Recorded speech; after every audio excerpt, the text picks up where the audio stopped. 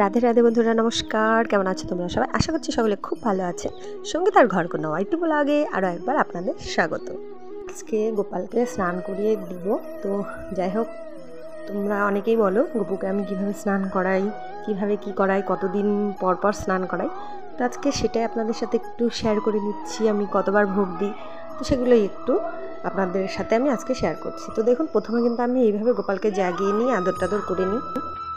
তো এইভাবে দেখুন, আমি এই যে একটা একটা করে খুলে নিচ্ছি সব জিনিসপত্র, মালা, মোটুক, তারপর হচ্ছে ময়ূরের পাখনা, তারপর হচ্ছে গলার হার। তো এগুলো একটা একটা করে খুলে নিয়ে তারপরে গোপুকে নিয়ে আমি স্নান করিয়ে দেবো। যেরকম একটা বাচ্চাকে যত্ন করে আদর করে ডেকে নিয়ে তারপর তার আবদার মেটাতে হয়, কোলে নিতে হয়, আদর চুমো দিয়ে বোঝাতে হয়, যেমন করে স্নান করাতে হয়। তো গোপুকে প্রথমে ওইভাবে নিয়ে আদর টাদর করে আমি এই যে এখানে বসিয়ে নিচ্ছি। তো স্নান করার আগে এখানে একটা ফুল বানিয়ে নিচ্ছি, বা আপনারা চাইলে স্বস্তিক চিহ্ন বা মঙ্গল চিহ্ন যে কোনো কোনো চিহ্ন বানিয়ে গোপালকে সেখানে বসিয়ে স্নান করাবেন। তো তার মধ্যে আমি আজকে তুলসী পাতা দিইনি, সেই জায়গাটাতে দিয়েছি আজকে ফুল। তো ফুল ছড়িয়ে দিয়ে গোপালকে বসিয়ে দিলাম। আর গোপালের স্নানের জলে আমি ব্যবহার করেছি গোলাপ জল। আপনারা চাইলে গঙ্গা জল না, গোলাপ জল, অগরুর কিন্তু একটা সুগন্ধি, সেটা দিয়ে মা লক্ষ্মী পছন্দ করে, গোপালও ভালোবাসে। তো যাই হোক, নর্মালি এই দুটো দিয়েই আমি এখন আপাতত স্নান করাচ্ছি। আর যেদিন গোপালকে পঞ্চামৃত দিয়ে স্নান করাই, সেই দিনও একটাবার আপনাদের সাথে শেয়ার করব।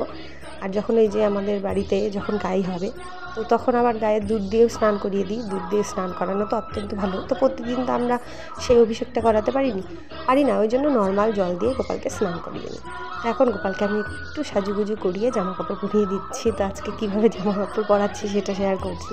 তো দেখুন, এইভাবে কোলে নিয়ে পরিষ্কার করে তাকে একটু আদর দিয়ে, বা যারা অনেক কিছু করে, আরও অনেকে তেল তুল মাখায়, তো আমি তো তেল তুল মাখাচ্ছি না। এই যে গরমও পড়ে গেছে, তো এখন গোপালকে একটা জামা পরিয়ে দিচ্ছি। আর এখন যেহেতু গরমের দিন পড়ে গেছে, ওই জন্য আমি এখন নর্মাল জামাগুলো পরাচ্ছি গোপালকে, আর সোয়েটার পরাবো না, কারণ প্রচণ্ড গরম করে। তো যাই হোক, এই যে গোপাল দেখুন আমাদের বসে আছে আমার কোলে, একটু আদর করে দিচ্ছি। তো এখন ওকে আসনে বসিয়ে দেবো, তো তোমরা দেখে নাও।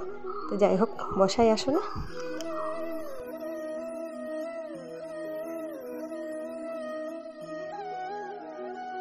আসনে বসিয়ে নেওয়ার পরও আবার ওই যে আদর করতে হয়, যে বাবা সোনা জামা পরো, গপু সোনা জামা পরো, আমার সোনা, আমার মনা, আমার গপু, আমার ছোট্ট সোনা, এইভাবে আদর টাদর করে জামা কাপড়ও পরিয়ে দিতে হয়। না তারা কিন্তু জামা কাপড়ও পরাতে দিতে চায় না। দেখবেন কিন্তু যখন দেখবেন সব কিছু সাজিয়ে গুছিয়ে নিয়েছেন, তাও পরাতে গিয়ে এটা ভুলে যাচ্ছেন, ওটা ভুলে যাচ্ছেন, হাতের কাছে পাচ্ছে না, এরকমটা কিন্তু হয়। বুঝে নিতে হয় সেটা। গোপাল জামা পরতে চাচ্ছে না, ও আদর চাচ্ছে আপনার কাছে। তো এই যে আমি গোপালকে সব তো পরিয়ে দিলাম, এখন তুলসীর মালাটা বাকি আছে, তো তুলসীর মালাটা পরিয়ে দিচ্ছি। এটা পরানোর কারণ তো আমি আপনাদেরকে বলেছি। কখনো কখনো তুলসীর পাতা যখন পাওয়া যায় না বা বাড়ন্ত থাকে, তখন এই তুলসী মালা দিয়েই কিন্তু কাজ হয়ে যায়। তো সমস্ত দেবদেবীদেরকে এই যে আমি ফোঁটা লাগিয়ে নিচ্ছি। তারপর এখন পুজোটা দেওয়া শুরু করব।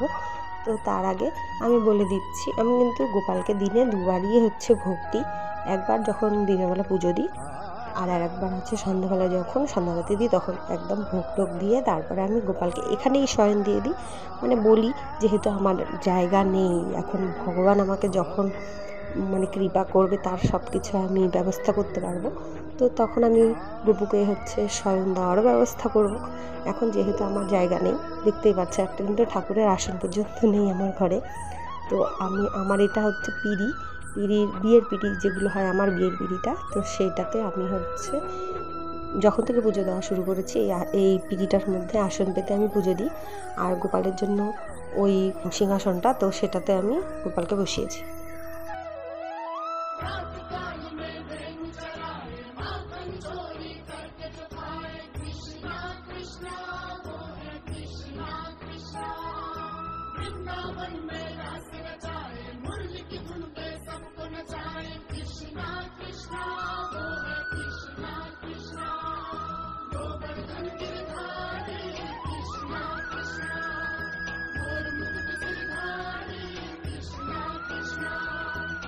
আর এই যে আজকে এখানে গোপালকে খেতে দিচ্ছি আঙুর ফল।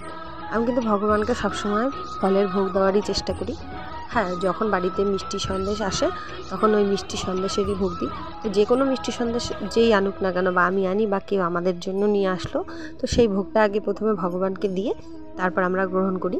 মানে মিষ্টি সন্দেশ এসব তো দেওয়াই যায়, তো ওটা রেখে দিয়ে ভগবানকে আগে দিই, তারপরে আমরা প্রসাদ রূপে গ্রহণ করি। তো যাই হোক, আজকে ভগবানকে আঙুর ফল, এই যে নারকেল কুল, এগুলো দিয়েই ভোগ দিচ্ছি।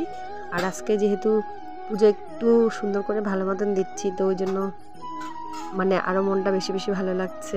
জানি না, ভগবানকে যখন পুজো দিই আমার খুবই ভালো লাগে। তো তোমরা কীভাবে পুজো দাও সেটা আমার সাথে শেয়ার করো। আর এই যে গোপালের জামা কাপড় আমি কিন্তু প্রতিদিন ধুয়ে দিই, মানে যেগুলো গোপালকে পরাই ওগুলো প্রতিদিনই ধুয়ে দিই। গোপালকে যেমন জামা কাপড় ধুয়ে পরিয়ে দিই, আর বাসি জামা কিন্তু আমি পরাই না, সব জামা কাপড় ধুয়ে মুছে পরাতে হয়। বাসি কাপড় যেরকম আমরা পরতে ভালোবাসি না, সেরকম ভগবানকেও পরাতে নেই।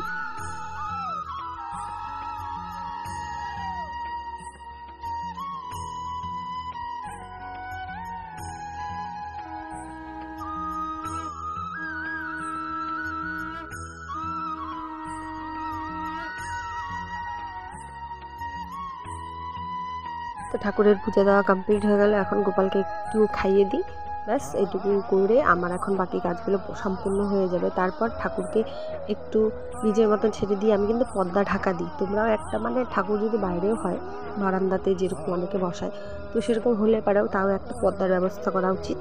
কারণ পর্দার যেরকম আমরা লোকের সামনে খাই না বা কখনো ঘরে একান্তভাবে থাকি, ভগবানও সেরকমই, তো ওই জন্য ঢাকা দিতে হয় সন্ধ্যাবেলা খাওয়ানোর সময়। তো এগুলো একটু করতে হয় নিয়মগুলো, তো ওই জন্য একটু পর্দার দরকার আছে।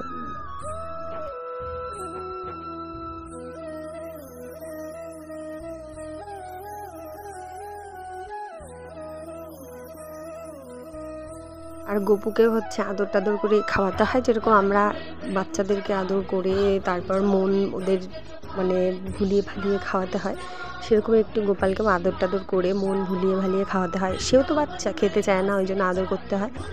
তো গোপালকে তো খাওয়া দাওয়া করিয়ে দিলাম, এখন একটু বরণ করে নিচ্ছি, তারপর ঘন্টা বাজিয়ে দেব। তো যাই হোক, আমার পুজোটা কমপ্লিট হয়ে গেল। তো তোমাদের সাথে আজকে এটাই শেয়ার করলাম।